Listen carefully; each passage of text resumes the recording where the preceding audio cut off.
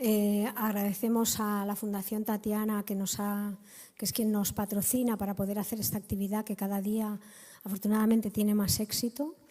En este ciclo que el mes de marzo estamos dedicando a mujeres, especialmente a las reinas de España, me es gratísimo poder presentar a María José Rubio. María José Rubio es una reputada historiadora, es académica de la Academia de Artes e Historia de Toledo.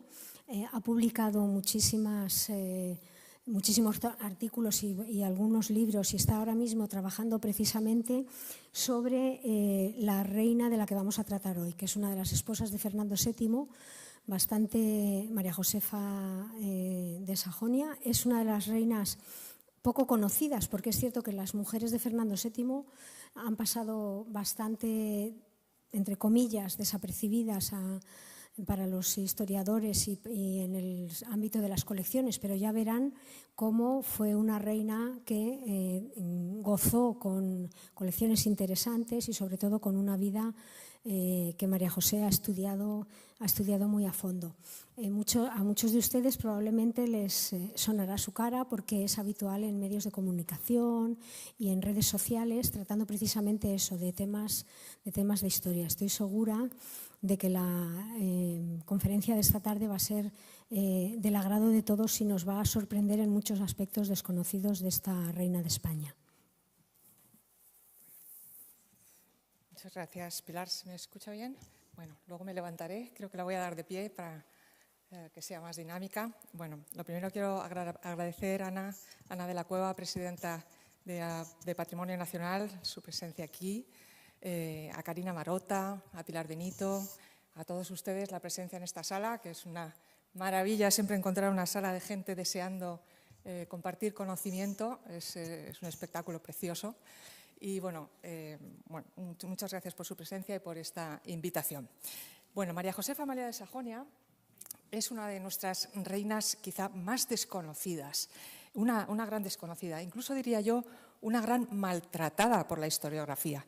Si uno acude a los libros que normalmente hablan de reinas de España, a María Josefa Amalia de Sajonia se la suele despachar con 2 o 3 hojitas, repitiendo los mismos clichés, y yo misma me culpo porque a veces he caído en eso, los mismos clichés historiográficos de siempre, que se educó en un convento, que era una persona triste, que, en fin, que alguno llega a decir que menos mal que se murió pronto y dejó el sitio a otra, ¿no? Realmente muy desconocida. Yo empecé a investigar sobre ella cuando escribí este libro sobre reinas de España y me di cuenta que había mucho más que saber de María Josefa Amalia de Sajonia. Y me quedé con ganas de más. Así que ahora, cuando la Fundación Santander me pidió un libro y yo ofrecí esta biografía, ¿por qué no hacemos una biografía de María Josefa Amalia de Sajonia? Tengo muchas ganas de este personaje. Y efectivamente les encantó la idea, así que esto que van a ver ustedes o que van a escuchar es hoy un adelanto de este libro que estará a punto de salir en los próximos meses y fruto de una investigación larga, intensa, sobre María Josefa Amalia de Sajonia. Quiero aprovechar este momento para agradecer al personal del archivo, especialmente el Archivo General del Palacio, por su amabilidad, su profesionalidad y quiero de verdad honrar al personal de este archivo en particular, pero de todos los archivos, porque benditos archivos son la base del historiador. Así que cuidemos los archivos, no solo el patrimonio histórico de objetos, sino también el patrimonio histórico documental, que es importantísimo. Sobre todo para deshacer estos clichés que a veces se repiten de un historiador a otro sin saber exactamente de dónde viene. Así que hay que volver a los documentos para poner a las personas en verdad. Para eso sirve la historia, ¿no? Para encontrar la verdad y comprender la verdad. Bueno, María Josefa Amalia de Sajonia, si funciona esto, no funciona de repente. ¿Hola? ¿No funciona el pasador? Vamos a ver.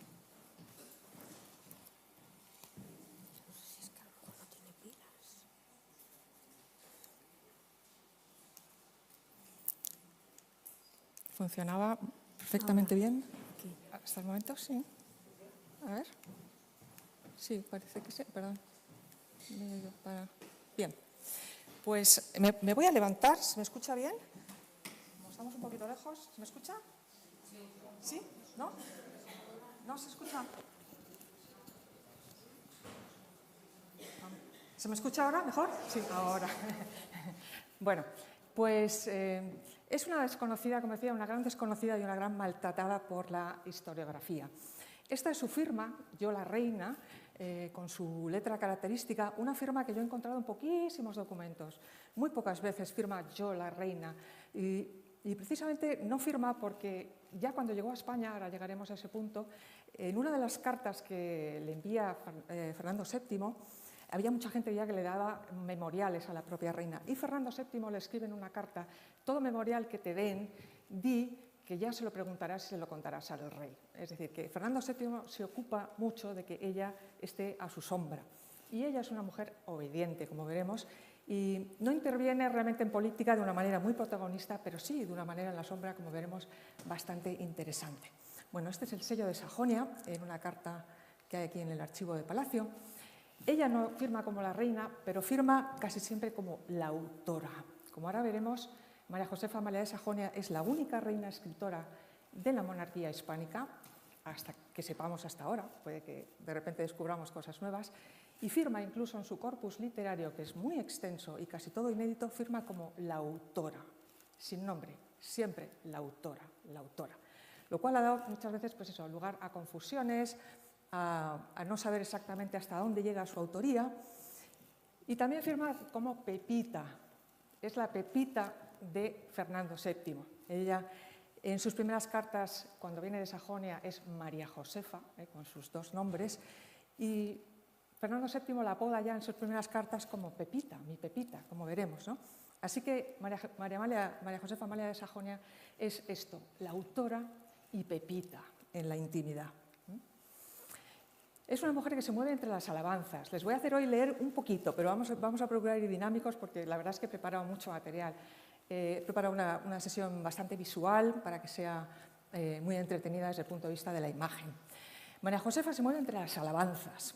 Esto es de las memorias de Fernando Fernández de Córdoba, el general, que dice: la reina Amalia de Sajonia era la que entonces gozaba mayor simpatía y respeto, por reunir a su angelical belleza la bondad de carácter, la virtud y la piedad de que daba constantes pruebas, considerándosela como una santa verdaderamente adorable.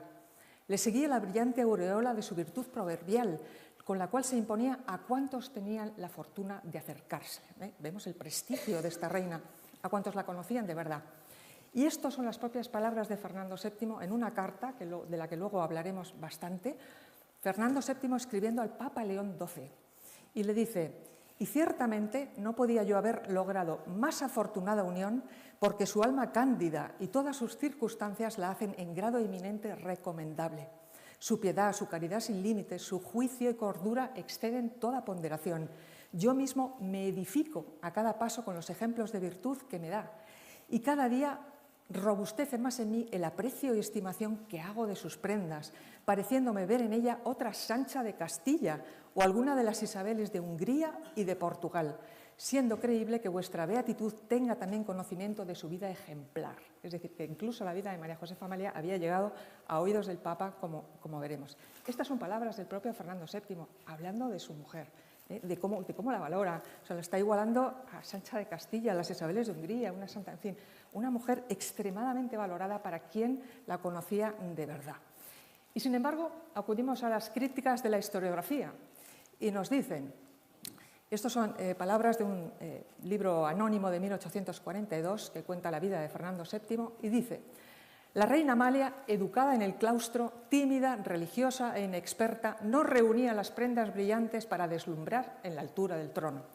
Siempre llorosa, enferma, aterrada y consagrada a los ejercicios religiosos, no era a propósito para suavizar las punzadas que desgarraban el pecho de Fernando. Pero vamos a ver, si acabamos de ver a Fernando VII poniéndola en un altar y diciendo que no podía ser mejor, ¿cómo resulta que ahora en la historiografía echa por tierra a María Josefa Amalia y dice que ni siquiera estaba a la altura del trono ni a la altura del rey? Evidentemente aquí algo que no casa. Bueno, esta es la primera biografía que se escribió sobre María Josefa Amalia de Sajonia. Curiosamente no tiene biografías únicas, algunos hemos escrito sobre ella, pero la única biografía que hay es esta, alemana, precisamente un historiador de Sajonia, de su tierra natal, de 1892. Curiosamente, María Josefa Amalia tiene más predicamento en su propia tierra natal, en Alemania, la respetan mucho más y la tratan mejor los historiadores alemanes que los propios historiadores españoles, que la hemos ninguneado de una manera increíble, ¿no? Incluso humillándola, ¿no? Con anécdotas muy humillantes. Bueno, Konrad Hepler, además, tiene el mérito de que él manejó documentación que luego ha desaparecido, porque Dresde, como saben ustedes, fue bombardeada en la Segunda Guerra Mundial, fue una de las grandes ciudades destruidas y probablemente mucha documentación ha desaparecido, pero yo he tenido la suerte de localizar documentación en el archivo de Dresde que él mismo manejó, sin dar mucha referencia, pero he ido a dar con la misma documentación que él manejó. Bueno, entramos en María Josefa, Sajonia. Sajonia es este estado del noroeste de Alemania, que fue un principado electoral del Sacro Imperio Romano Germánico, uno de los electorados base de ese imperio, que tuvo un enorme poder político, económico y cultural, un estado muy culto y con una gran economía gracias a su minería de metalurgia. Fue curiosamente la cuna de la Reforma protestante. Los príncipes electores de Sajonia fueron los protectores de Lutero. La Reforma protestante nació en Sajonia. Pero curiosamente también, a partir de 1721, Sajonia se reconvirtió, por decir así, al catolicismo. Este es un hecho importante porque va a marcar a María Josefa Amalia de Sajonia, como luego veremos. En fin, un reino que luego... un principado electoral que va a llegar a ser reino en la propia vida, en la propia juventud de María Josefa Amalia de Sajonia. Bueno, personajes importantes de Sajonia que marcan su vida y que marcan el carácter y lo que ella, por decir así, aprende en esa corte de Sajonia en su juventud. Federico Augusto II, príncipe elector de Sajonia y rey de Polonia, que fue el que reconvirtió Sajonia al catolicismo, de ser un estado luterano, digamos, principal motor del luteranismo, volvió a convertirlo al catolicismo. María Antonia de Baviera, también esposa de uno de los electores, de los príncipes electores de Sajonia, que fue compositora de óperas, escritora, una gran mecenas de las artes, una mujer cultísima que marca mucho, digamos, el espíritu de estas mujeres de la Casa Real de Sajonia o del Principado de Sajonia. Y Federico Augusto III, primer rey de Sajonia, o sea, tercero por príncipe elector y primero como rey de Sajonia, que es el rey de Sajonia bajo el cual María Josefa Amalia nace, es el que realmente organiza el matrimonio de María Josefa con el rey de España. Bueno, figuras muy importantes que marcan su vida en esta corte refinada, una corte absolutista propia del antiguo régimen, donde, bueno, es la corte de la porcelana, ¿no? Una corte culta, refinada, del barroco, del rococó, donde se escucha música, ópera, en fin, una corte muy refinada, ¿no? De una cultura muy refinada. Estos son los padres de María Josefa. Maximiliano de Sajonia, hermano del que hemos visto anteriormente, del príncipe elector y primer rey de Sajonia. Maximiliano de Sajonia, casado en 1792 con Carolina de Borbón-Parma, una descendiente de Felipe V, de la rama de los Borbón-Parma.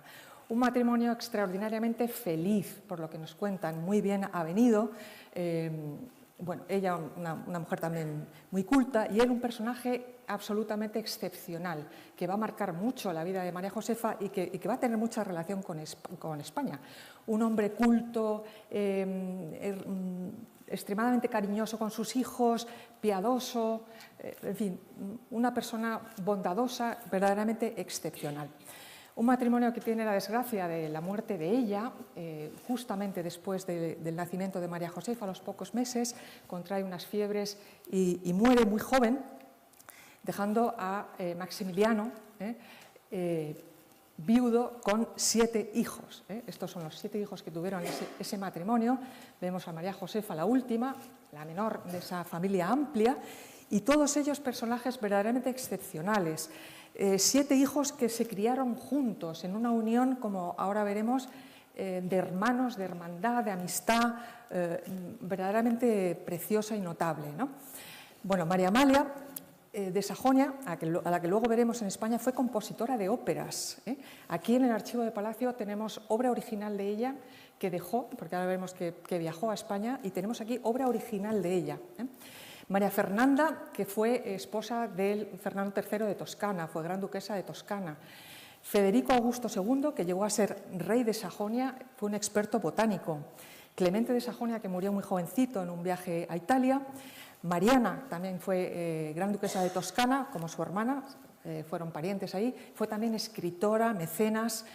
Juan I, que también llegó a ser rey de Sajonia, vemos que nuestra reina María Josefa tuvo 2 reyes hermanos de Sajonia, y Juan I llegó a ser escritor, traductor de la Divina Comedia de Dante, y luego nuestra reina, María Josefa Amalia, que nace en Dresde el 6 de diciembre de 1803, que llegó a ser también escritora. Vemos, ¿verdad? Todos estos hermanos tenían un talante parecido, un talante creador de escritores, de compositores, de música, en fin, en esta corte culta.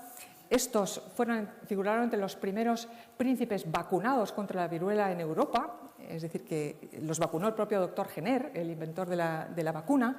En fin, en una corte realmente a la vanguardia de la cultura en el centro de Europa, que van a vivir todas las vicisitudes también del momento napoleónico, de las guerras napoleónicas, como vamos a ver. Bueno, este es Dresde, la bella Dresde, a orillas del río Elba, y el palacio de Taschenberg, donde nace María Josefa Amalia de Sajonia, en ese 6 de diciembre de 1803.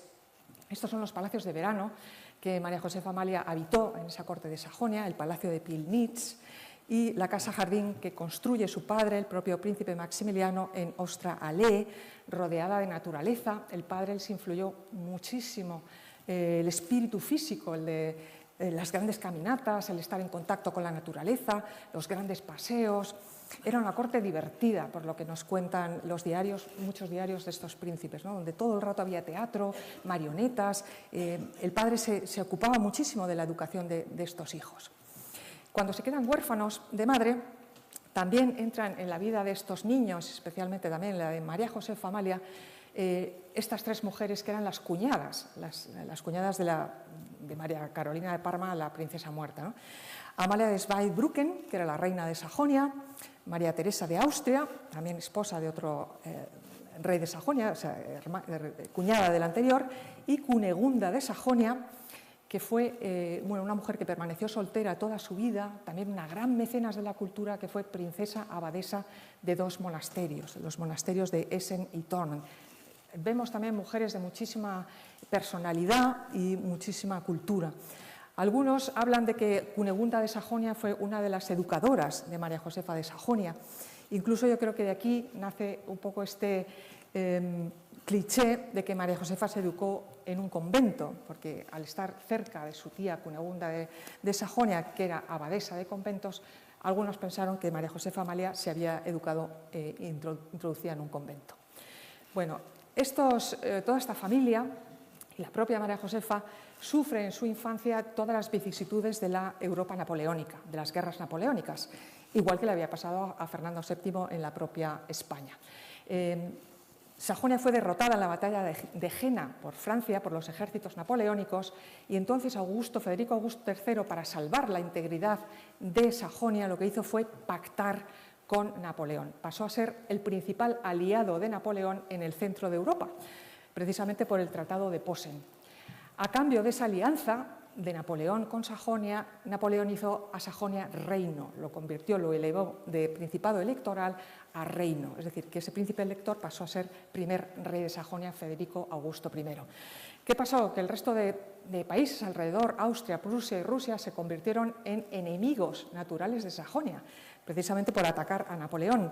El propio Napoleón hizo de Dresde la capital de su campaña en Centro Europa. Pasó mucho tiempo viviendo en el palacio de Dresde, es decir, que María Josefa Amalia de Sajonia conoció a Napoleón personalmente, porque Napoleón vivió junto a la familia real de Sajonia.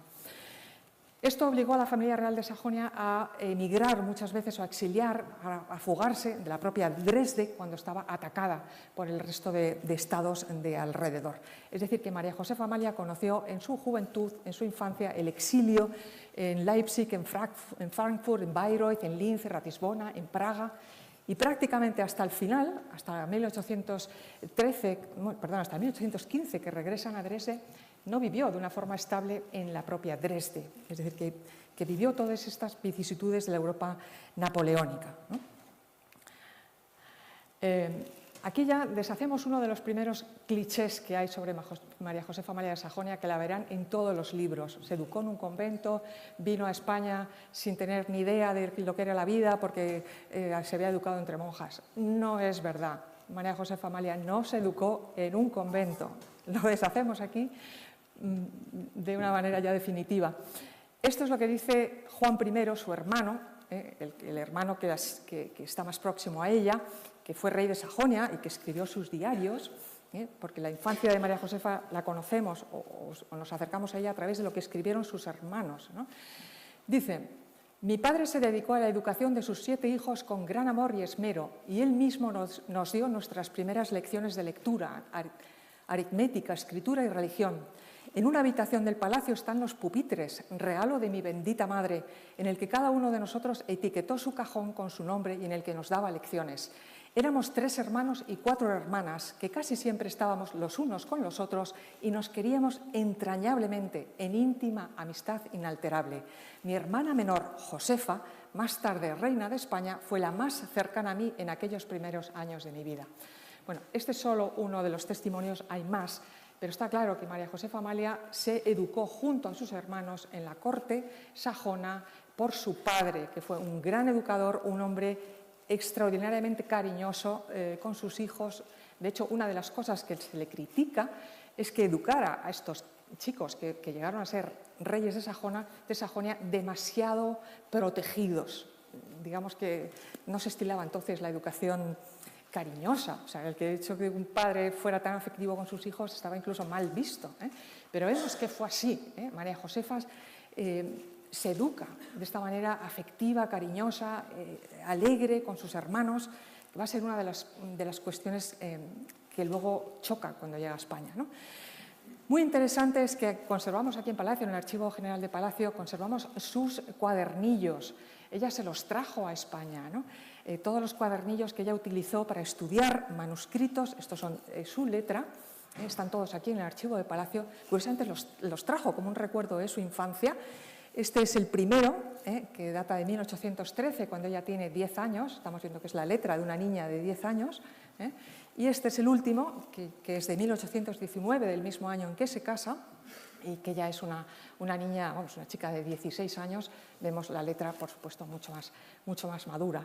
Bueno, una educación completísima. María Josefa Amalia se educó en dibujo, dibujaba, en música, en teatro, en literatura, leyó los clásicos, mucha historia y geografía. Casi todos los cuadernillos son de historia universal, historia de Sajonia, historia de Francia, geografía de España, mitología. Es decir, una educación bastante sólida para una chica de esa edad.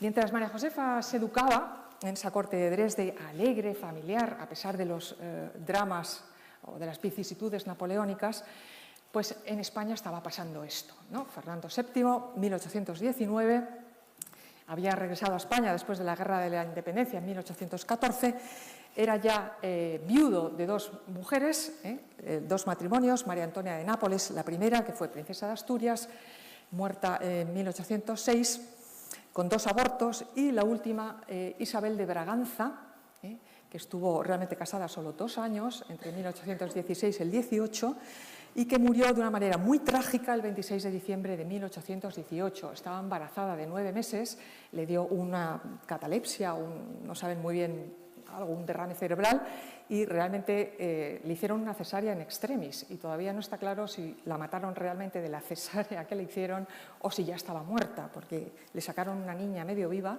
que vivió unas horas. Pero había sido una mujer que dejó mucha huella, porque fue la fundadora del Museo del Prado, o sea, solo 2 años dejó un legado enorme, y muere de esta manera tan dramática el 26 de diciembre de 1818, dejando al rey viudo y sin descendencia. Bien, pues todavía no había ni pasado el luto de esa reina, se decretó un luto de 6 meses, cuando el rey ya de manera secreta encarga una comisión a estos 2 personajes, a Fernando de Aguilera, el marqués de Ferralbo, que era bueno, pues un hombre afecto a la corona, había sido guardia de corps, y José Cafranga, que era un jurista, un experto en leyes, que trabajaba en la Secretaría del Estado, era un oficial de la Secretaría de Estado. Y estos dos hombres juntos, en una comisión secreta, con el calendario manual y guía de forasteros, que era una especie del Who's Who en ese momento, se fueron a viajar por Europa, hicieron 4 viajes en Europa de manera secreta a conocer las princesas casaderas, engañando en todas las cortes, consiguiendo que los embajadores les colaran en las fiestas de esas cortes y disimulando en que iban a buscar un médico para el propio marqués de Cerralbo, que estaba enfermo. Es decir, con la propia guía manual fueron buscando allí donde ponía que había una princesa soltera, allí se plantaron.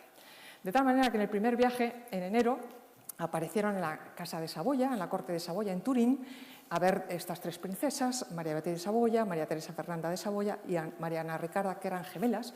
Incluso es muy graciosa porque toda la documentación se conserva. Ellos escribían directamente al rey lo que iban viendo, describiendo a cada una de las princesas.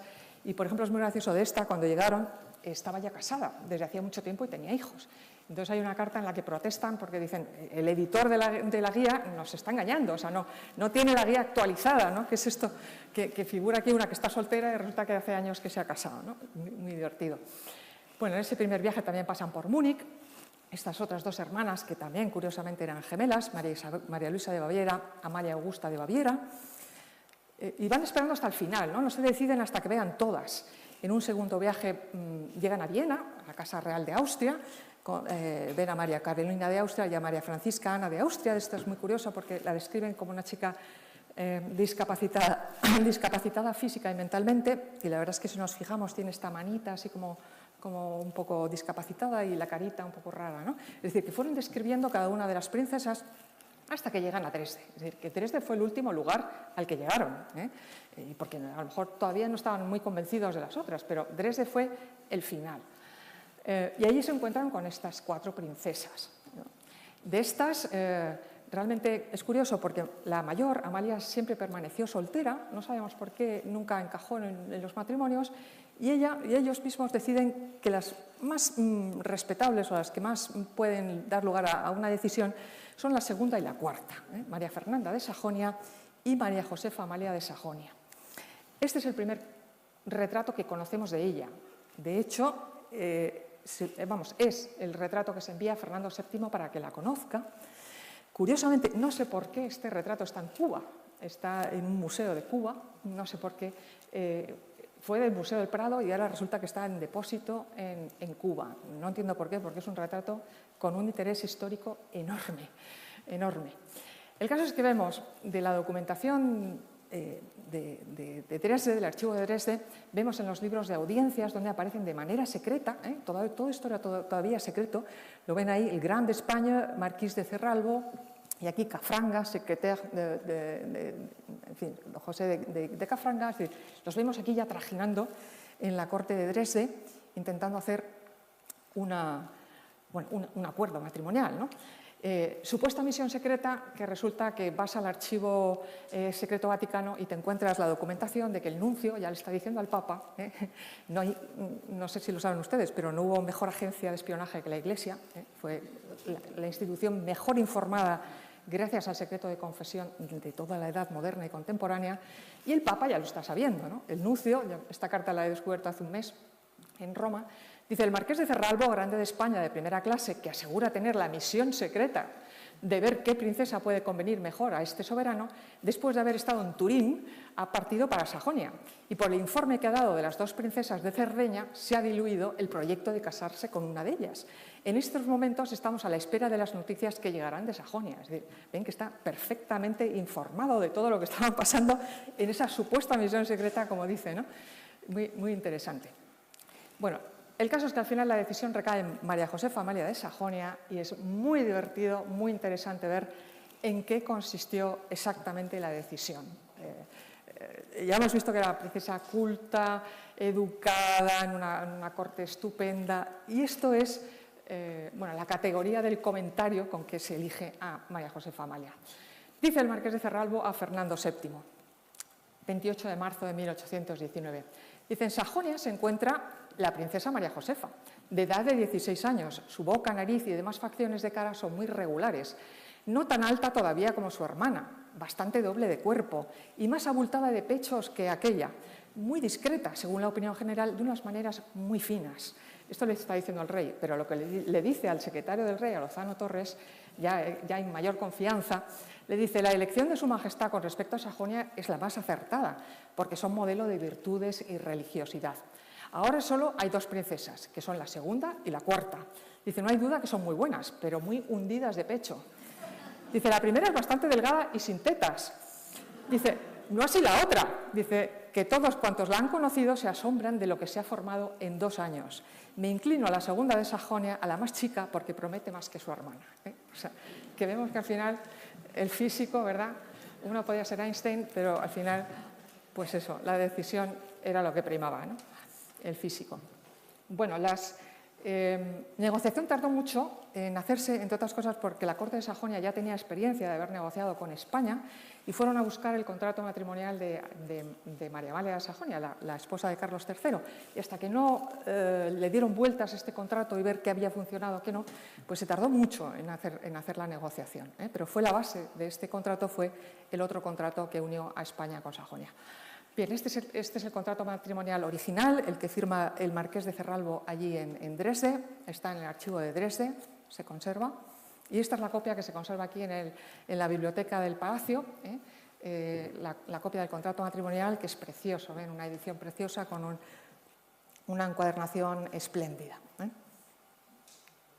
Bueno, y esto es, claro, el físico era muy importante precisamente porque se esperaba de una reina que diera descendencia. Era lo fundamental de una reina, siempre ha sido el ser madre del heredero.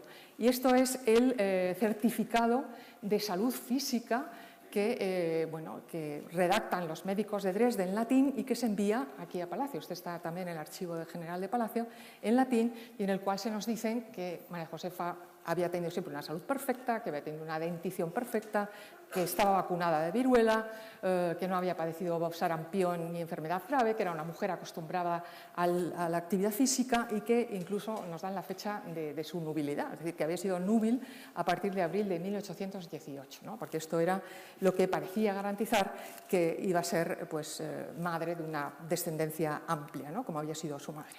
Bueno, vemos toda esa negociación, por supuesto a escondidas o todavía en secreto, hasta que finalmente en agosto, se han pasado muchos meses, desde que llegó el marqués de Cerralbo en marzo a Dresde hasta agosto, en que finalmente se da la noticia oficial a España, cuando ya se ha cumplido el luto de la anterior reina, de Isabel de Braganza. Antes, claro, no podía hacerse, ¿no?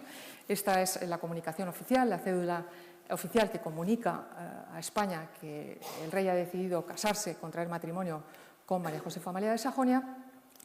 Se celebra, por supuesto, el matrimonio por poderes en Dresde.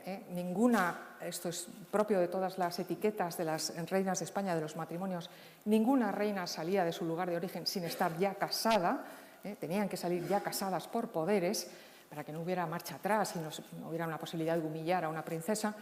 Se celebra la ceremonia por poderes en Dresde, firmada, por supuesto, por el marqués de Cerralbo, y José Cafranga dice esto, ¿no? el que había negociado también el matrimonio: la reina reúne prendas muy recomendables, un talento despejado, un corazón compasivo, tierno y sensible, bastante graciosa, con un poquito de seriedad que le es natural y aumenta su mérito, y una educación sumamente fina que corresponde a su elevado rango, todo lo cual la digna de amor del rey, que no dudamos quedará contento. Es decir, todos los que conocen a María Josefa Amalia en persona la alaban muchísimo, ¿no? Una mujer de grandes virtudes. Bueno, Dresde despidió a su princesa con unas ceremonias impresionantes, a todo trapo, por decirlo de una manera muy coloquial. Esa gran corte rococó de Sajonia echó el resto en despedir a su gran princesa. De hecho, hay una obra de teatro espectacular que se organizó, que llevó este título, especialmente compuesta para esto, Al vino y el Tajo, ¿no? Era una alegoría a la unión de los 2 ríos, el Elba de Sajonia y el Tajo como uno de los ríos simbólicos de España. Bueno, este es el breve oficial del Papa felicitando al rey y dando la dispensa matrimonial, porque eran parientes. Ahora vamos a ver su genealogía. resultan ser parientes en varios grados, pero especialmente sobrina segunda. Vemos que los dos descienden curiosamente de los reyes católicos, y luego sus ramas se dividen entre la rama de Austria. María Josefa Sajonia tiene una gran ascendencia por la rama por la rama Austria, pero también descienden de toda la parte de Felipe V, puesto que su madre es Borbón-Parma, desciende de toda esa rama Borbón-Parma, que sale precisamente de Felipe V e Isabel de Farnesio. Es decir, que son parientes por diversas ramas, un parentesco múltiple, y por lo tanto necesitaron la dispensa papal.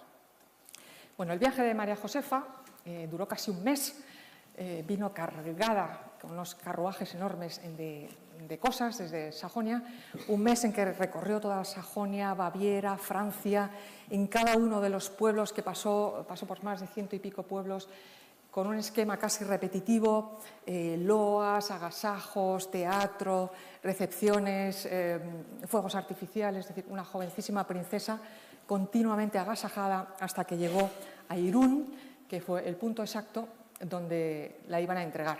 Ese es el diario de viaje, tiene un diario de viaje que se conserva en el archivo de Dresde, precioso, también muy bonito, escrito en francés, que nos da todo detallado de todo lo que pasó en ese viaje, ¿no? Es una fuente de información maravillosa de lo que vivió María Josefa Amalia en la despedida de Sajonia, con la casa, la servidumbre que le acompañó hasta España. Bueno, estos son todos los poemas, las loas, se generó muchísima literatura. Esta sociedad de finales del XVIII, principios del XIX, fue una sociedad tremendamente literaria, muy bella. Todas las etiquetas, toda la liturgia, todo el ceremonial estaba envuelto de literatura, de poesía.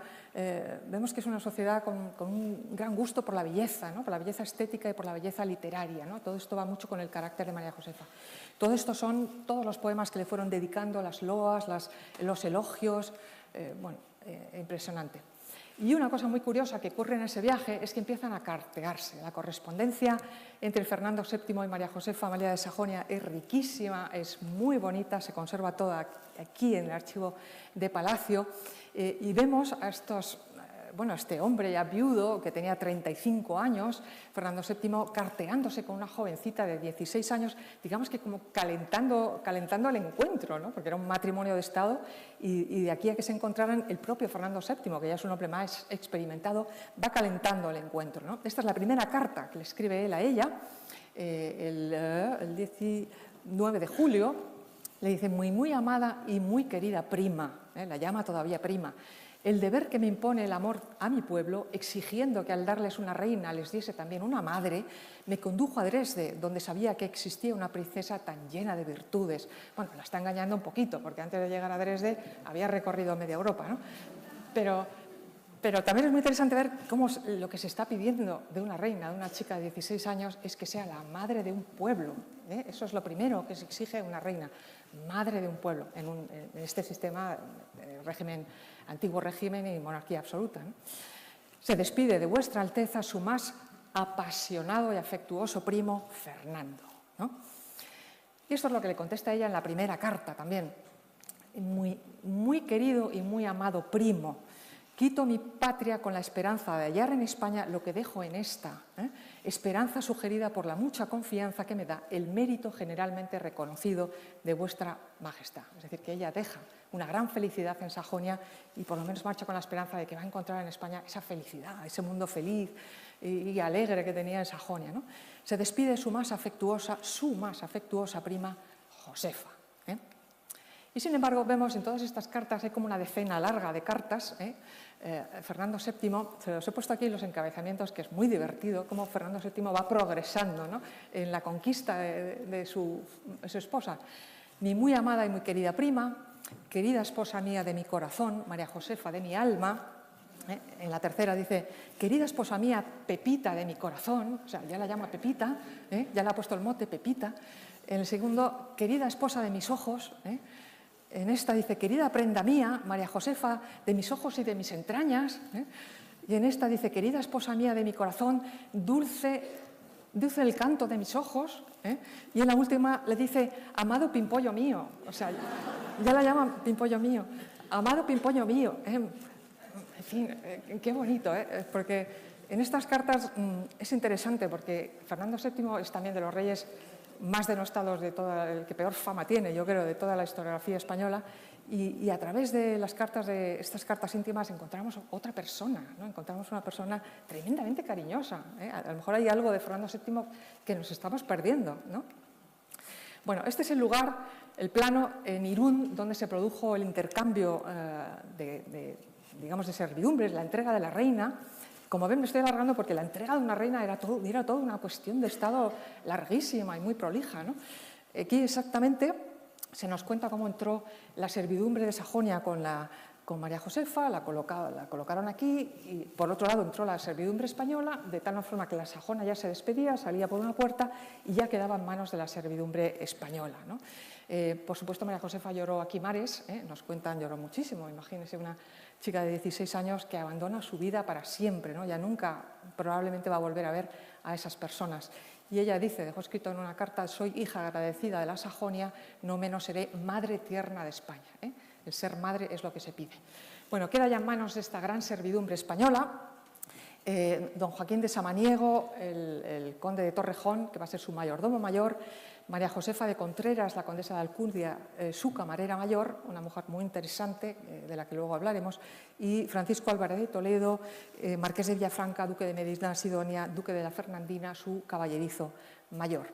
Ellos recogieron todo el trousseau que traía María Josefa Amalia. María Josefa Amalia venía de una corte rica, así como Isabel de Braganza vino prácticamente con lo opuesto. María Josefa Amalia de Sajonia trajo un trousseau enorme que vino en 3 furgones repletos que no cabían por los caminos españoles y tuvieron que cambiarlo después a carretas españolas. O sea, ¿cómo sería el furgón? Como los trenes de vía ancha o vía estrecha, que no cabían por los caminos españoles y tuvieron que cambiar de carruaje. Bueno, un trousseau enorme y sobre todo la dote, una dote espléndida, 100.000 florines, 1 millón de reales, para una corte de España que estaba en la ruina después de la Guerra de la Independencia. La Casa Real Española sufrió muchísimo en estos años, no tenían un duro, estaba realmente en apuros económicos. Y esto es el documento que se conserva aquí en el archivo de Palacio con la firma del rey de recepción de esa dote.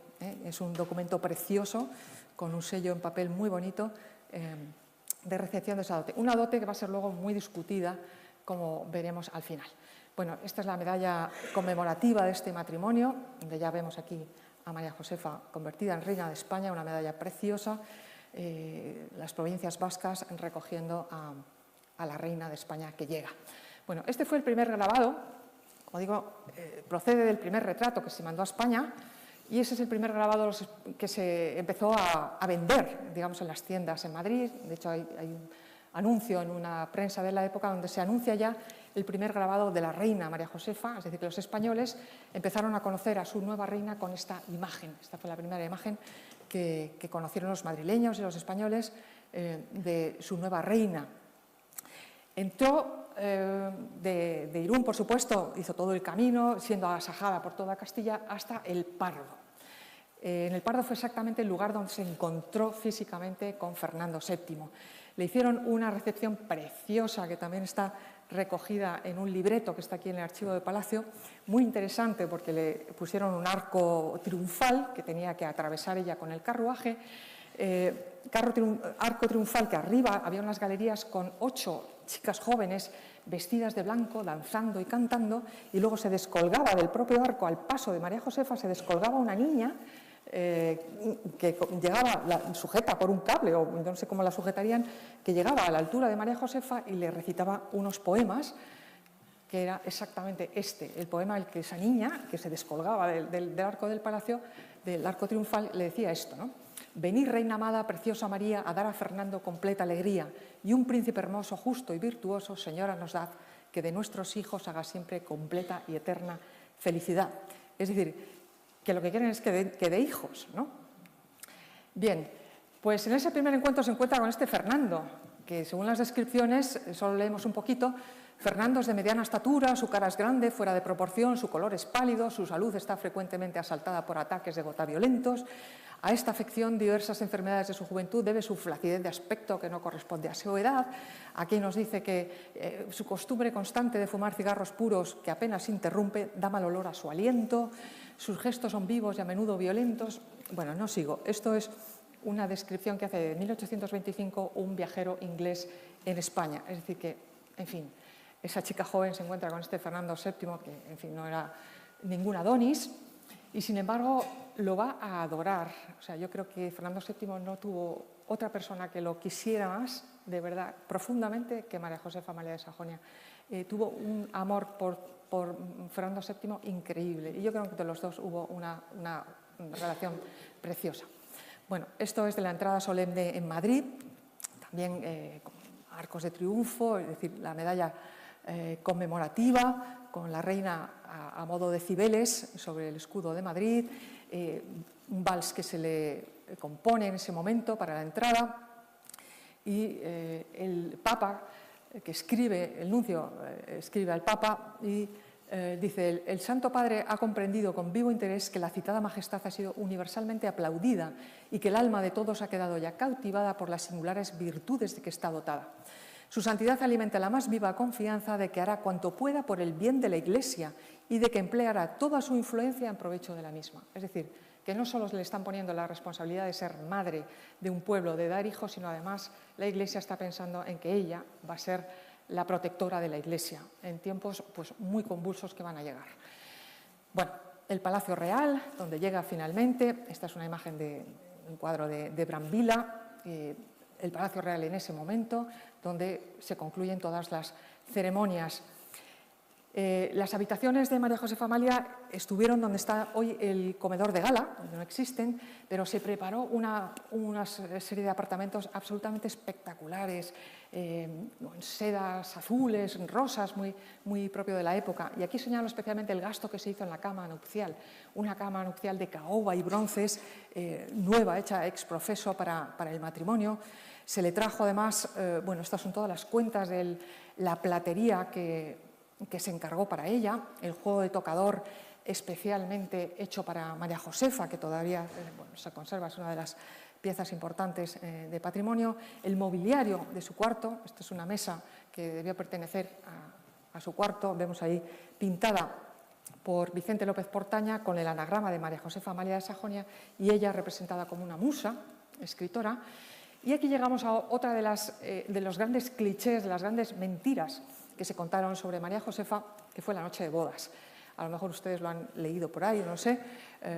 Está escrito que María Josefa, bueno, pues que la noche de bodas fue un desastre, que María Josefa pues, se murió de miedo de ver a ese Fernando VII desnudo y que ahí hubo una escena un poco escatológica y que Fernando VII salió corriendo por las galerías de palacio en paños menores.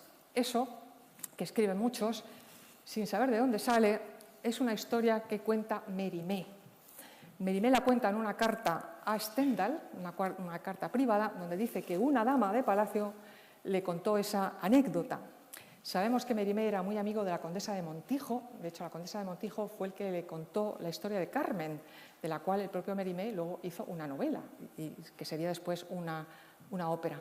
Es decir, que de la misma manera que le contó la historia de Carmen y hizo una novela, pues esta historieta pudo perfectamente ser un bulo, pudo ser un chascarrillo fácil contado, no sé. El caso es que eso que se ha utilizado muchas veces para humillar a la propia María Josefa y denigrarla como reina, procede exactamente de lo que cuenta Mérimée, de un cuento que cuenta Mérimée a Stendhal y que publicó en este libro 7 cartas. O sea, ese es el origen de ese bulo o de ese chascarrillo tonto que humilla mucho a María Josefa Amalia. Bueno, este es otro de los primeros retratos que están aquí en Patrimonio, esta reina dulce. Este retrato también es uno de los primeros que le pinta Vicente López Portaña. Vemos siempre esta imagen melancólica de María Josefa, que se utilizó para la guía de forasteros de 1820, por eso sabemos que es el primero. Y este otro que le pinta la coma, también muy interesante, que hizo varias, este está en el Museo del Prado y el Patrimonio Nacional tiene varias copias de este mismo retrato.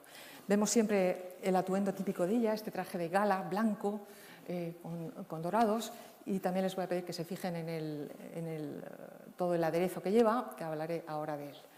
Bueno, ¿qué se encuentra María Josefa en Palacio? A la familia real. La familia real, que está compuesta, es como una especie de segmento transversal de la propia sociedad, porque hay una parte que es la dinastía carlista, los que son de talante más absolutista, el infante Carlos María Isidro y María Francisca de Braganza, que es hermana de la anterior reina, una mujer ambiciosa y bastante intrigante en política, que ya tienen hijos o que van a tener hijos, una propia dinastía. Y, por el otro lado, la otra pareja real, el infante Francisco de Paula con Luisa Carlota de Borbón, que va a ser la hermana de la siguiente reina, de María Cristina de Borbón. Estos son todo lo contrario, son la parte liberal. De hecho, el infante Francisco de Paula pasa por ser el jefe de la masonería siempre en la España del siglo XIX, con toda una retahíla de hijos que constantemente tienen prácticamente cada año. Bueno, esto va a ser una de las presiones que tiene siempre María Josefa Amalia de Sajonia, el hecho de no dar tantos hijos como estas infantas estaban dando. Bueno, María Josefa Amalia enseguida coge la responsabilidad de la Orden de María Luisa, de toda la beneficencia, se encarga de la beneficencia, incide muchísimo en una amnistía que se da a los reos correspondiendo al matrimonio, y su vida, así en Palacio, podía pasar por esto, simplemente ocuparse de su guardarropa. Tenemos todas las cuentas de su guardarropa. Un hecho simplemente curioso, una anécdota. Su modista, Vicenta Mornín, que está ahí, fue modista de Cámara de las Reinas, de varias reinas de España, murió a garrote vil en la Plaza de la Cebada en Madrid. Lo he descubierto el otro día. Fue una de las muertas, ahorcada a garrote vil, muerta a garrote vil, condenada por un robo con violencia. Muy curioso. Bueno, pues eso hubiera sido la vida de María Josefa, ocuparse de su guardarropa, el ajuar, como les decía, estos aderezo que lleva, la diadema, el collar, todo esto lo trajo ella de Sajonia, es el famoso aderezo de crisopasas, que es una piedra de color verde y que fue el aderezo que trajo más importante de Sajonia. Eso lo trajo ella. Bueno, también trajo una extensísima biblioteca. Tenemos de su inventario los centenares de libros que trajo en alemán, en castellano, en francés. Era una mujer muy culta. Esto es parte de la biblioteca que está aquí en la biblioteca de Palacio, algunos libros que pertenecieron a ella, es decir, que era una gran amante de los libros, una bibliófila, una mujer culta, lectora, también amante de las artes, protectora de las artes. Estos son los bustos que hay en la Real Academia de San Fernando, de Fernando VII y María Josefa Amalia. Esto es un dibujo de ella que conserva la Academia de San Fernando, hecho en 1821, es decir, que dibujaba, era culta, pintaba. Esto es lo que se esperaba, ¿no? Pues una vida plácida, de paseos por el estanque del Retiro. Este es un cuadro del momento también. Que fuera protectora de la Iglesia, que fuera madre de los súbditos, madre del heredero y tuviera esa vida palaciega, ¿no? Como la esposa del rey. Todo eso hubiera sido así si no fuera por esto. El 1 de enero de 1820, el teniente coronel Rafael del Riego se pronuncia en Cabezas de San Juan, en Sevilla, con las tropas que estaban acantonadas preparándose para marchar a América, a sofocar las sublevaciones de América. Es el inicio del trienio liberal, en el que lo primero que hacen, por supuesto, es promulgar o proclamar la Constitución de 1812 que el propio Fernando VII había derogado a su vuelta, ¿no?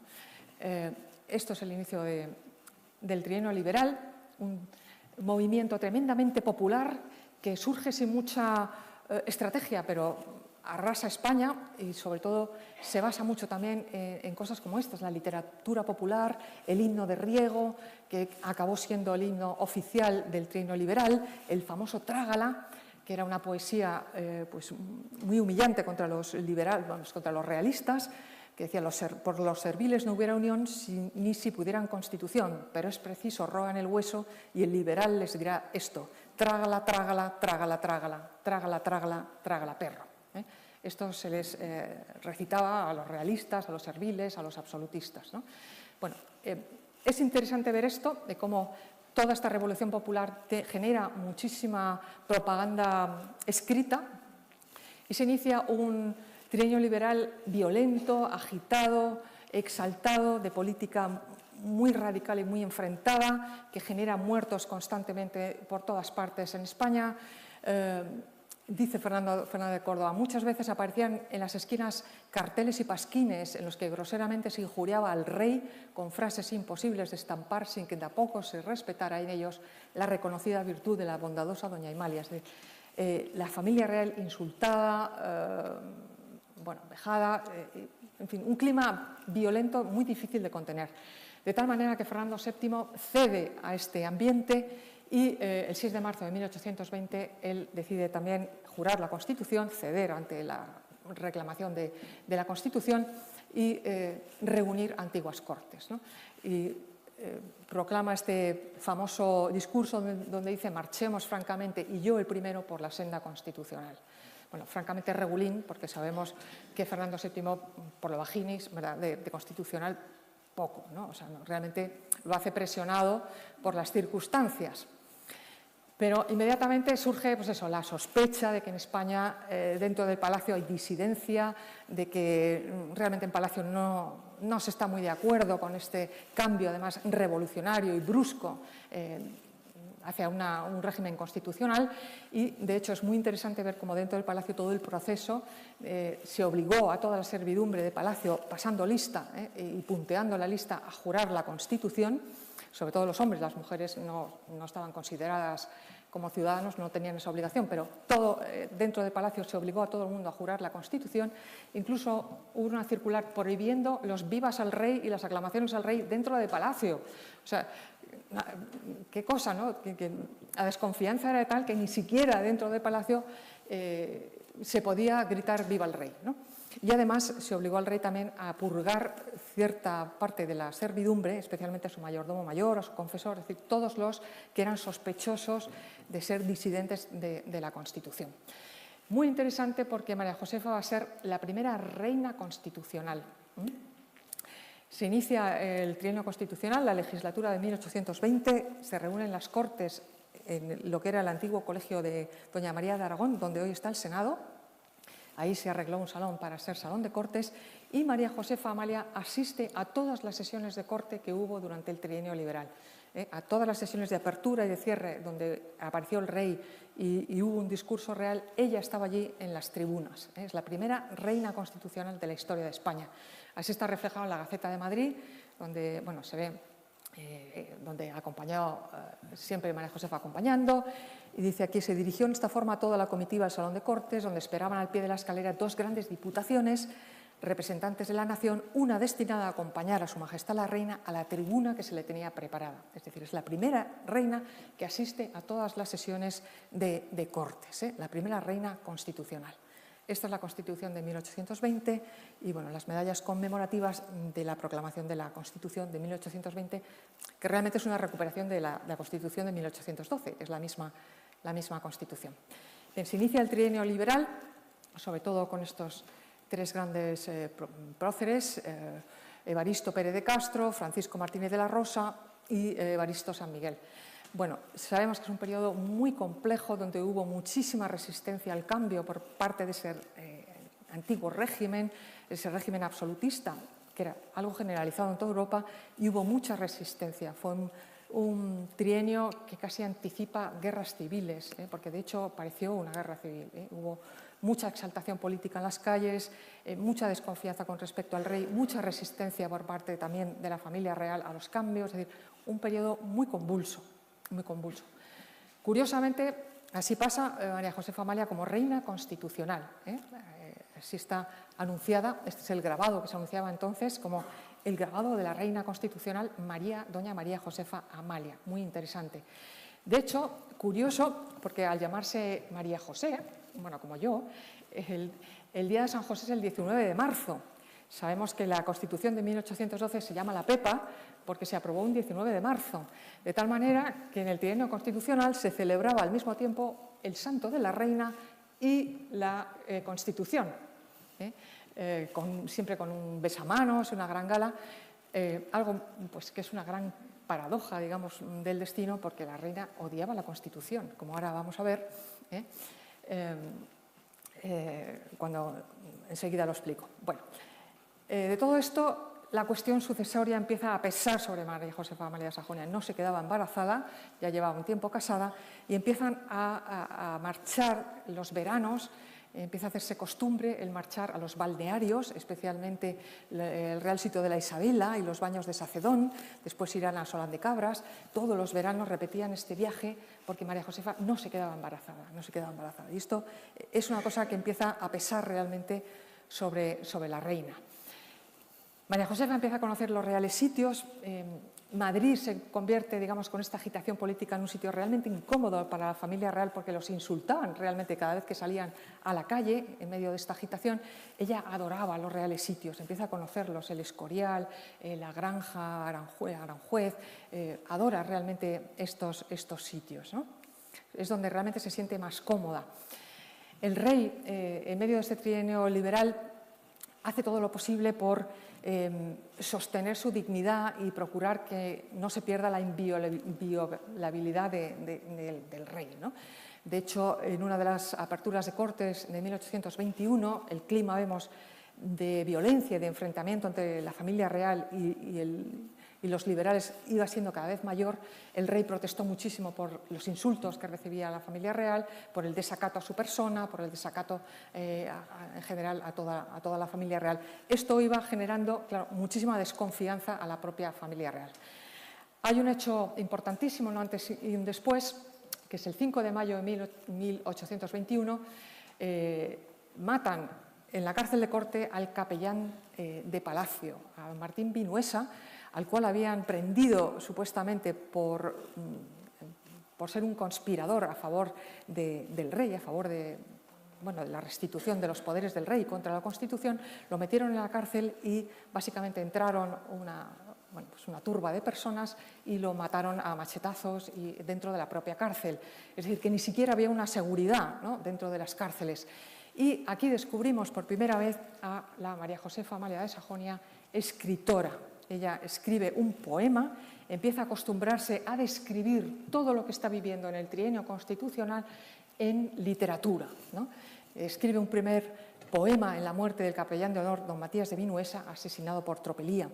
Y aquí es donde empezamos a descubrir a la María Josefa Amalia de Sajonia, escritora. Tiene un corpus literario inmenso, cerca de 300 obras literarias, poesía religiosa, poesía política, ensayo, novelas, en su mayoría inédito, muy curioso porque lo conservamos gracias a que el propio Fernando VII se encargó de copiar y de guardar toda la obra literaria de su esposa. De hecho, esto, que está aquí conservado en Palacio, es la letra de Fernando VII, como ustedes ven ahí. Dice: poesías de la reina doña María Amalia Josefa Amalia de Sajonia, mi difunta tercera esposa, copiadas por su amantísimo esposo. Fernando VII copió toda la obra literaria de María Josefa Amalia, esta es su letrita, con una enorme paciencia. Conservamos varios ejemplares, todos inéditos, uno en el archivo de Palacio, este está en la Biblioteca Nacional, copiado por Villalta, que era un secretario del rey, y este es otro de los ejemplares también de la Biblioteca Nacional, donde perteneció a un coleccionista inglés. Nos da una pista porque dice que en el original de Palacio hay muestras de que está corregido por Arriaza. Ahora veremos quién es Arriaza, es decir, que a la reina alguien le corregía, ¿no? Porque no es normal que un corpus literario escrito en castellano por una mujer que no es de lengua materna castellana, alguien tenía detrás que le ayudaba, ¿no? Bueno, lo interesante es que esta es María Josefa Amalia de Sajonia en pleno trienio liberal, con la violencia que había en las calles, escribiendo en secreto, esa reina humilde, dulce, virtuosa, cosas como esta, ¿no? Muera la Constitución. Esto es un acróstico, si ven ahí pone la Constitución, dice: muera la Constitución, un sistema tan insano es ruina del soberano, ruina de la nación. Armaos pues de tesón, lealtad y amor al rey. Así tan perversa ley caerá con confusión, horrorosa perdición. Nos será dentro de poco si este sistema loco tomaran en la nación. Infelices, entre tanto, tiranos sin compasión, trabajarán en nuestro llanto con palabras de irrisión. Inclinaos a sufrirlo o clamad por prevenirlo, no haya ya Constitución. Es decir, que esta reina está jugándose el cuello dentro de Palacio escribiendo cosas como esta y muchas más. Dos palabras de un liberal y un realista, alfabeto del realista. Bueno, como estas hay infinidad de poemas. Poesía política de tremendo desafío a lo que estaba ocurriendo fuera. Si llegan a descubrirse que María Josefa Amalia de Sajonia está escribiendo esto dentro de Palacio, pues no sé qué hubiera pasado, ¿no? Hay muchísima poesía política de María Josefa Amalia, está toda inédita, muy interesante.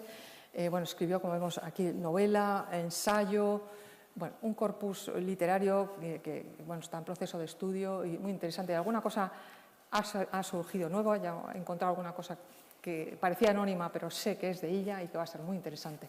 Diarios de sus estancias en los reales sitios, poesía también religiosa, porque ella fue una mujer muy mística, pero con una gran profundidad teológica. Y tenemos la sospecha, ¿no? ¿Quién ayudó a María Josefa Amalia a... Esta es una de las grandes disquisiciones de los historiadores. ¿Quién ayudó a María Josefa? ¿Quién había detrás de todo eso, ¿no? Recae la sospecha sobre todo sobre Juan Bautista Arriaza, del que era un poeta aúlico, digamos, que escribió todas las loas de Fernando VII y que bueno, trabajaba para la corte y que nos consta que corrigió algunas cosas, pero muy interesante también Vicenta Maturana. No sé si les suena a ustedes. Vicenta Maturana es una de las pioneras literatas españolas del siglo XIX, que fue camarista de María Josefa Amalia de Sajonia durante unos años, muy querida por los reyes y que, de hecho, ella misma se tuvo que defender del bulo de que era ella quien escribía las poesías de María Josefa Amalia de Sajonia. Esto lo explicaré muy bien en el libro. Ella misma lo dice, es un bulo, es una calumnia, no soy yo, es la propia reina la que escribe. Pero mucha gente pensó que era Vicenta Maturana la que estaba detrás de la literatura de María Josefa Amalia de Sajonia. Bueno, muy interesante es que aparece en este momento las cartas de esta obra, las cartas de la reina Bitinia a su hermana, la princesa Fernandina, supuestamente escritas por María Josefa Amalia de Sajonia, bajo aprovechando, ya sabemos que la Casa Real de Sajonia eran los Betín, aprovechando ese, el nombre Bitinia viene de eso, de la Casa Real de Betín, a su hermana Fernandina, la que estaba en Toscana. Bueno, son unas cartas donde se cuentan cosas muy íntimas de la reina, cosas muy personales que solo ella o gente muy cercana a ella podía saber y donde se explaya en un ensayo político. Habla de todo, de lo que está pasando en España, de la monarquía, de la religión. En fin, eran un texto de un grandísimo impacto, que además tuvo mucho impacto internacional porque se tradujeron al francés. Muchos historiadores han tratado de ver si realmente fueron de ella. Hay toda mucha literatura en torno a si fueron realmente de ella. Esto es el manuscrito, parte del manuscrito que está en la Biblioteca Nacional. Yo reconozco que esta letra no es de ella, está escrita en varios tipos de letras, si ven, y no es la letra de María Josefa, porque yo la conozco muy bien, y yo estoy segura que no fueron de ella. Esas cartas que pretendía suplantar su identidad, no las escribió ella. Heitler, el que les he mencionado antes, el biógrafo, dice que hay cartas de María Josefa Amalia a su familia diciendo ha salido un escrito en mi nombre, no es mío. Yo he encontrado cartas del embajador de Sajonia pidiendo a Martínez de la Rosa, entonces secretario de Estado, que actuaran para salvaguardar el honor de la reina, es decir, que empezaran un proceso judicial, y Martínez de la Rosa le recomienda que lo deje pasar, como sería ahora, porque si empiezan un proceso judicial se le iba a dar mucha más publicidad. Por lo tanto, esto fue casi un conflicto diplomático, porque en Sajonia molestó muchísimo esta suplantación de la reina. También en el archivo de Vaticano hay documentación del nuncio hablando de estas cartas de Bitinia y él dice que está seguro que no era obra de la reina. El caso es que hubo un proceso judicial contra la edición de esta obra, pero vamos, yo estoy prácticamente convencida que no fueron de la reina. Bueno, hubo un momento también muy importante, el 7 de julio de 1822, en Madrid, los batallones de la Guardia Real se sublevan contra el trienio liberal. Hubo un enfrentamiento en las calles, esto es la calle Mayor, hubo tiros, muertos, intento de asalto al Palacio Real, muertos en el patio central del palacio, una invasión de soldados hasta arriba, hasta las escaleras, por las galerías, es decir, hubo zafarrancho de combate dentro del Palacio Real y eso afectó muchísimo a María Josefa Amalia de Sajonia, es un antes y después en su vida. Sabemos por la correspondencia diplomática que esto le afectó hasta tal punto. Perdón, quería leer antes una cosa para que vean, esperen, prometo ir rápido a partir de ahora, porque si no... Esto es un comentario del momento que dice: tal es el cuadro verdadero de aquellas demasías que, aunque parezcan despreciables, influían en el sistema nervioso de muchas señoras, a quienes los sustos y el continuo terror ocasionaron peligrosas enfermedades. Esto es lo que le pasó a María Josefa Amalia de Sajonia. Un shock postraumático de todo lo que vivió en Palacio. Ella pensó que iba a morir. Pensemos que la Revolución Francesa no estaba tan lejos y las casas reales estaban muertas de miedo, ¿no? Sabemos por la documentación diplomática de Sajonia que María Josefa entró en una especie de depresión muy profunda, en una melancolía, no saben muy bien cómo llamarla, melancolía nerviosa, le llaman saltos nerviosos, bueno, ahora lo veremos, pero que empiezan a preocuparse muchísimo por la salud de la reina a partir de ese momento. Dice el embajador: muy señor mío, debo comenzar este despacho con la triste noticia de que Su Majestad la Reina de España se ha visto sensiblemente afectada en su salud, y más de lo que yo sabía por la camarera mayor en el momento de mi último despacho por las agitaciones de los últimos días. Es decir, bueno, hay mucha documentación que nos dicen que ese día, el 7 de julio de 1822, el shock traumático que vivió María Josefa Amalia de Sajonia la sumió en una enfermedad mental. Hasta tal punto que Sajonia estuvo reclamando a su princesa que se la devolvieran, porque estuvo muy preocupado el embajador por la salud de la reina. Y sin embargo, los médicos españoles, el rey, no se ocuparon realmente de ella hasta un mes después. Fernando VII organizó una junta de médicos para hablar de la salud de la reina. A todos preocupaba muchísimo lo que le pasaba, ataques de convulsión, ansiedad, ánimo deprimente, una enfermedad mental. Y todo lo que le recomendaron fue beber agua de esta fuente del oro en Extremadura, baños calientes, 3 vasos de agua, paseos al aire libre. Y en esta situación de verdadera y profunda enfermedad mental pasó María Josefa Amalia muchos meses. Solo se dio noticia pública de la enfermedad de la reina a partir del mes de agosto, donde la Gaceta de Madrid empieza a dar partes diarios de que la reina sufre ataques de convulsión y todas estas cosas. Bueno, de ese miedo que pasó, de ese día, el 7 de julio del 22, la propia María Amalia escribió una gran poesía. Este hecho, la enfermedad de la reina de España, llegó a tener resonancia internacional. De hecho, se corrió el rumor de que Sajonia había enviado una comisión a España para llevarse a su princesa de vuelta a Sajonia, en vista de que aquí en España no se la estaba curando ni se la estaba tratando como merecía. Esto cundió en toda la prensa francesa. La importancia de la enfermedad de la reina de España, que se había vuelto loca o deprimente o deprimida o lo que fuera, y el maltrato que se le estaba dando supuestamente, ¿no? Este es un retrato de entonces. Vemos a esta María Josefa Amalia con esta cara entristecida, melancólica, y todo un relato de este viajero inglés que estuvo en 1823, donde nos habla, una figura delgada, gentil, rostro pequeño. Nos dice que parecía enfermiza y oprimida, es decir, era evidente que María Josefa Amalia tenía una depresión muy profunda en la que estuvo muchos meses y nunca volvió a ser la misma persona, ¿no? Este es un retrato también, unas miniaturas de patrimonio que recogen esta sensación. Bien, ¿qué pasó después del trienio liberal? El Congreso de Verona decidió intervenir militarmente en España, mandar los famosos 100.000 hijos de San Luis a rescatar supuestamente a la familia real del secuestro en que la tenía el gobierno liberal, y el gobierno decidió trasladarlos a Andalucía. Los llevaron a Sevilla y a Cádiz de una manera obligatoria. Sabemos que en ese traslado en Sevilla los reyes estuvieron a punto de morir realmente. Hubo realmente un intento de asesinato de los reyes en su traslado entre Lebrija, entre Truera y Lebrija. Es decir, que los miedos que tenían y el miedo que pasó María Josefa Amalia fue un miedo real a ser asesinados, y de ese relato del propio coronel que desbarató todo el complot para asesinarlos, también nos habla de la quebrantada salud entonces de la dignísima llamada Reina Nuestra Señora, a la cual le ocultaban todo esto precisamente para no perjudicar más su salud.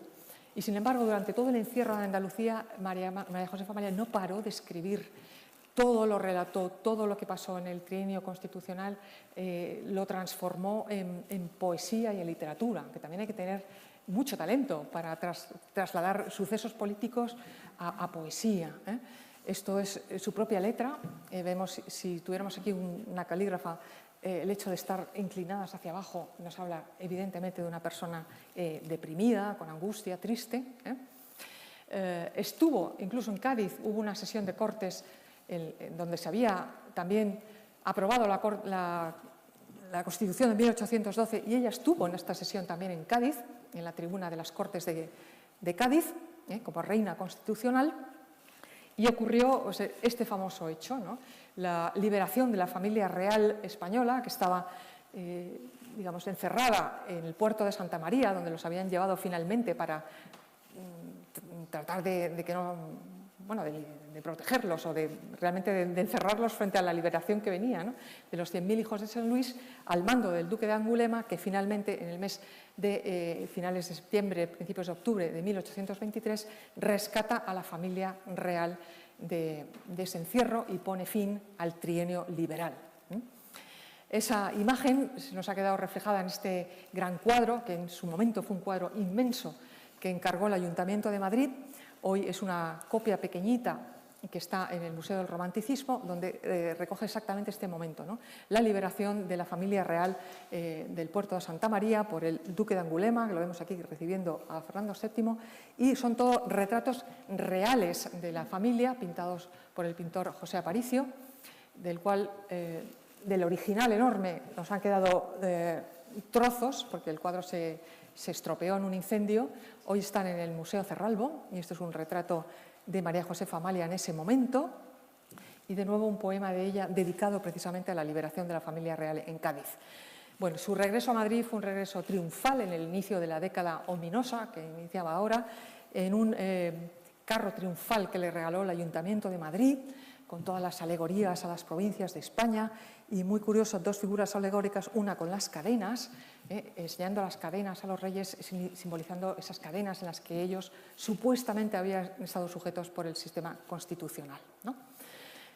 Bueno, la década ominosa trajo una purga tremenda que afectó también a María Josefa, primero porque se purgó, bueno, se condenó a muerte al propio Rafael de Riego, que era el que había iniciado el trienio liberal con su pronunciamiento.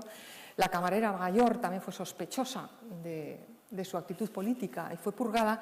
Esta es una lista muy interesante que aquí les traigo de toda la servidumbre de María Josefa Amalia, nombre por nombre, punteado, y se ven aquí, esto es una M de mala, fueron punteando una a una cuál había tenido una actitud política sospechosa, básicamente para expulsarla de la servidumbre. Bueno, la década ominosa, sé que me estoy alargando mucho, perdónenme, pero es que hay tanto que contar. Bueno, voy ahora más deprisa. Venga. La década ominosa trae otro momento distinto, digamos que da lugar al gran florecimiento místico de María Josefa Amalia. Empiezan a surgir todas estas poesías religiosas, un enorme misticismo. Aquí es de donde surge esta cliché o esta especie de imagen de la reina religiosa, profundamente devota de su fe, y también la imagen de la María Amalia Josefa patriótica.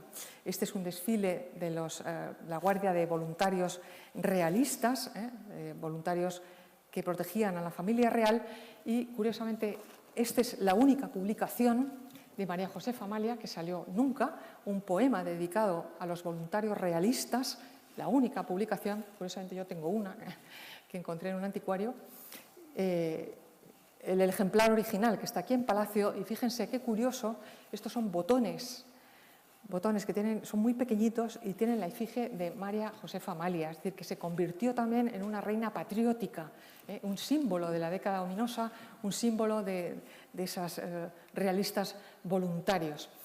Importante, a partir de 1824, cuando ya está todo pacificado, vinieron a verla su padre, ese padre adorable, al cual ella adoraba, Maximiliano de Sajonia, y su hermana Amalia se presentaron en España porque estaban muy preocupados siempre por la salud de María Josefa Amalia y por lo que había sufrido durante el trienio liberal.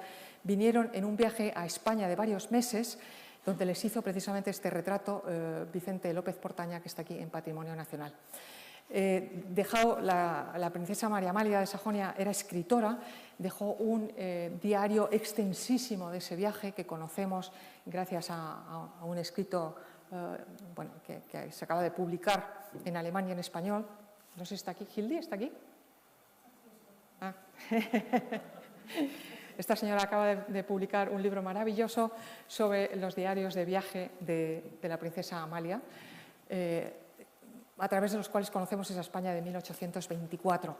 Este es un cuadro donde se refleja la entrada del príncipe Maximiliano de Sajonia y su hija Amalia al Escorial.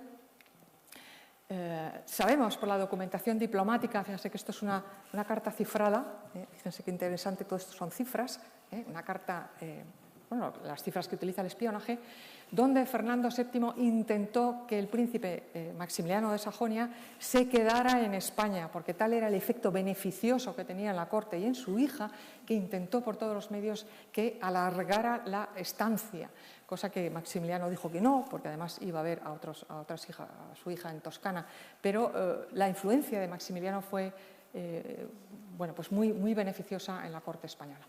De esa visita nos dejaron algunos regalos, como esta obra de teatro que se hizo en la despedida de la ninfa de Sajonia, una obra de teatro original que se conserva en el Ayuntamiento de Madrid para la reina María Josefa.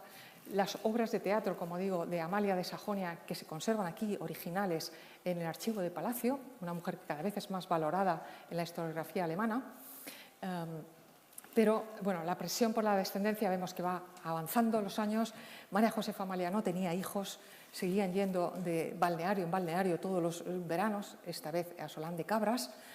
Algo importante que ella hizo fue fundar en la iglesia de San Antonio de Aranjuez un altar especialmente dedicado a la conversión de Sajonia al catolicismo, dedicado a ese bisabuelo que había vuelto Sajonia al ámbito católico. Y lo más interesante es que pensamos que este cuadro, que es de Luis López Piquer, esto es un retrato de ella, que se retrata a ella misma al pie de la cruz como representando la fe. María Josefa Amalia fue una mística, una mujer tremendamente preparada teológicamente. Sus poesías tienen un profundo calado místico. Si hubiera escrito en el siglo de oro, la estaríamos valorando como Teresa de Ávila, pero nace en un siglo totalmente anticlerical y entonces nos dedicamos a echarla por tierra como bueno, la reina que escribía versitos religiosos. Bueno, esto es todo lo que ella escribió para esa fundación del altar, muy interesante. Algunas cosas que regaló, ya estamos llegando al final, algunas cosas que nos ha dejado María Josefa, curiosas. Tenía una total obsesión por las lámparas. Ella regaló muchísimas lámparas a Fernando VII, de hecho le hacía poemas a estos regalos, vemos aquí, con motivo de haber regalado a mi esposo una lámpara de cristal en la víspera de San Calixto. Las lámparas del Salón Gasparini tienen sus anagramas, el de Fernando VII y de María Josefa Amalia. He descubierto que, que una de las lámparas que estuvo en sus habitaciones era la de pajaritos, que hoy está en el Palacio de Moncloa. ¿No? Bueno, el caso es que tuvo una obsesión por las lámparas, también por los relojes, le regaló muchos relojes a Fernando VII, de los cuales va dejando continuamente rastro por su poesía. Este es un reloj con la cabeza de negro que por lo visto pendulea, o sea que es el péndulo, y que se puede localizar a través precisamente del poema que ella dedica al regalar a mi esposo un reloj en forma de un negro que baja la cabeza en lugar del péndulo. Es decir, que es muy curioso porque podemos identificar piezas que a lo mejor no estaban identificadas, pero que a través de su obra las podemos identificar. Bueno, finalmente hacen un viaje a Cataluña, ya como al final de su reinado. Estalla en Cataluña una revolución, precisamente revolución absolutista, porque les parece que Fernando VII está cediendo mucho al liberalismo, y es el propio Fernando VII el que marcha a Cataluña a sofocar esta rebelión de descontentos. la separación de Fernando VII no la soporta. O sea, este es el retrato de María Josefa en este momento precioso que le pinta Vicente López Portaña. Esa separación que pasa de un par de meses con Fernando es un auténtico suplicio, no soporta estar separada de él, tienen un amor profundísimo esta pareja y de nuevo se intercambian una serie de cartas preciosas donde vemos de nuevo otra vez a Fernando VII, alhaja mía preciosa, pepita mía de mi corazón, era todo así, ¿no? Pepita mía guapita, preciosa, y su Pepita firmando, ¿no? Son unas cartas deliciosas que permiten entrar en la vida privada de estos grandes personajes públicos, ¿no? Hicieron un viaje, finalmente Fernando VII reclama a María Josefa Amalia a su lado, en Valencia. Hicieron un viaje extensísimo de prácticamente 6 meses por todo el norte de España, quizás la reina de España anterior a Isabel II que más recorrió España. Estuvo en Barcelona prácticamente 4 o 5 meses en Barcelona visitando todos los establecimientos posibles, culturales, comerciales. Barcelona les hizo un gran recibimiento a estos reyes. Generó muchísima documentación la estancia de los reyes tantos meses en Barcelona. De hecho, este es un cuadro que representa a los reyes en la lonja, porque visitaron todo tipo de comercios, bueno, de instituciones industriales, ¿no?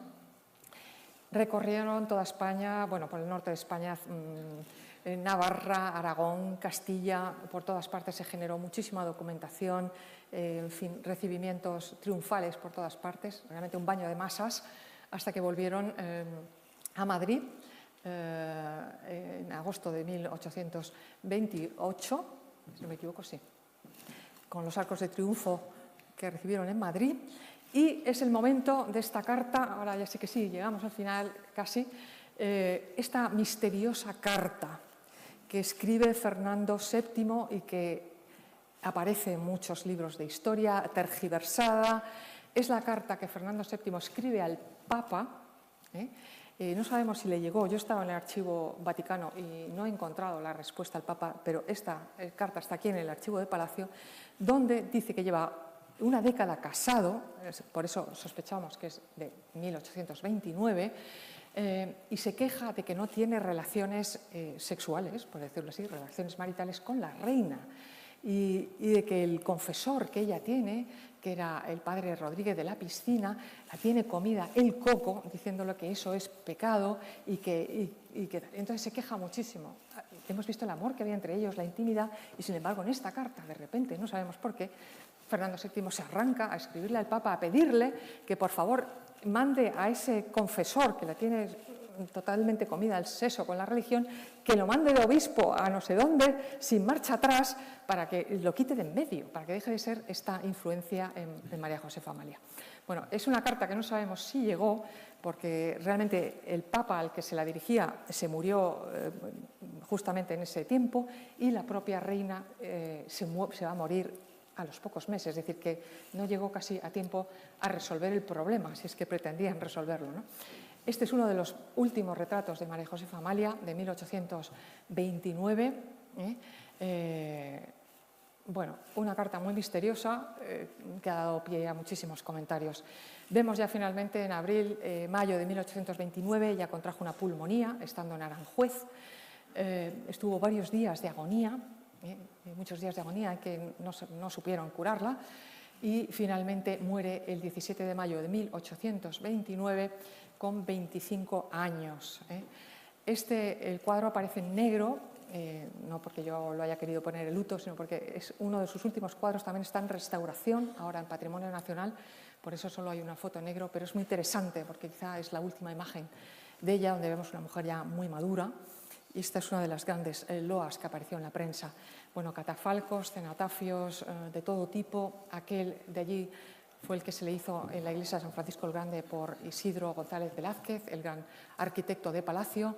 Literatura de todo tipo, casi un género literario solo para la alabanza de la reina María Josefa Amalia, siempre alabando en ella sus virtudes, su bondad, en fin, su fe religiosa, por supuesto.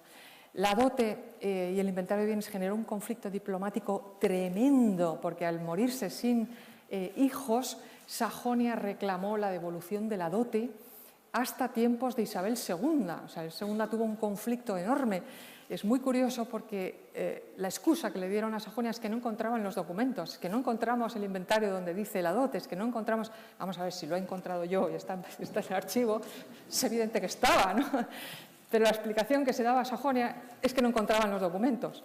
Porque, claro, devolver 1 millón de reales en 1868, en fin, era un lío, ¿no?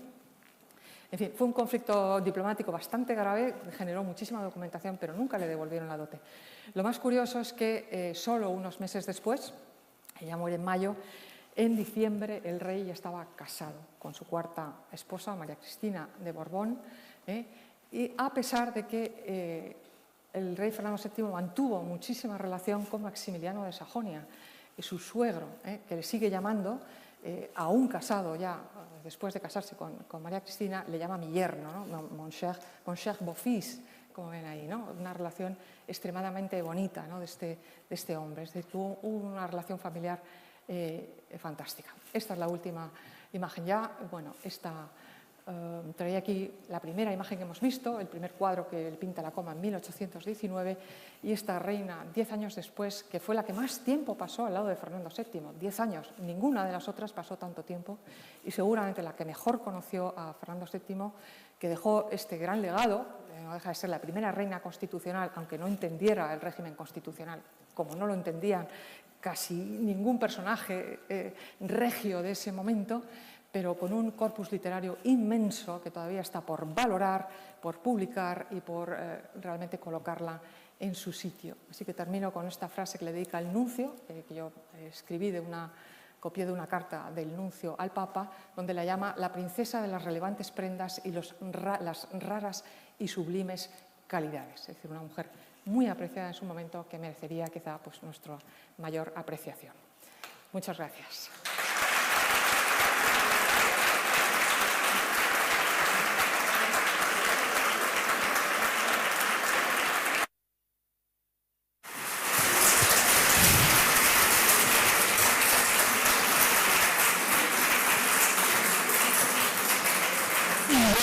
Muchísimas gracias, María José, por esta detalladísima conferencia, donde nos has desvelado desde luego gran parte de la personalidad de esta reina, valorándola en su medida, y de esta reina que, como decíamos al principio, es una de las grandes desconocidas dentro de las reinas de España.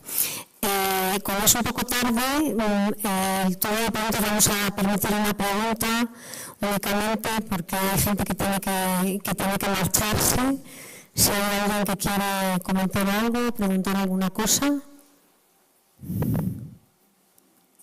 Bueno, primero pido disculpas por el tiempo. Bueno, ahí hay una persona. Hola, buenas tardes. Bueno, muchísimas gracias por la charla, que ha sido muy interesante. Simplemente una curiosidad, ¿por qué asistía a las sesiones de las Cortes si odiaba la Constitución y escribía muera la Constitución? ¿Lo hacía para escribir luego sobre lo que escuchaba en las sesiones o por qué lo hacía? No, me imagino que obligada, ¿no? No, yo creo que era la oficialidad, o sea, porque asistían también las infantas, asistía toda la familia real, el rey y toda la familia real. Bueno, porque se inició un régimen constitucional y se pensaba que lo propio de esa oficialidad es que la familia real estuviera implicada en ese régimen constitucional. Es muy interesante, puesto que las mujeres no prestaban juramento, no se las contemplaba como ciudadanas en la Constitución, sin embargo la reina está ahí en un sitio especial, en una tribuna especialmente dedicada a ella y a las infantas. Estaba toda la familia real. Muchas gracias. ¿Es usted autora de la biografía de la Chata? ¿De una biografía? Sí. Es magnífica. Muchas gracias. Gracias. Bueno, pues ojalá esta esté a la altura. ¿Pero cuándo piensas que saldrá el libro? Pues un tiempo antes de verano, si no... Ya después. Bueno, pero no este año. Sí. Muy bien. Sí, yo entrego ya, o sea que ya voy tarde. Bueno, pues muchísimas gracias, nos vamos ya y muchísimas gracias por su asistencia y sobre todo muchísimas gracias a María José. Muchas gracias a todos. Gracias.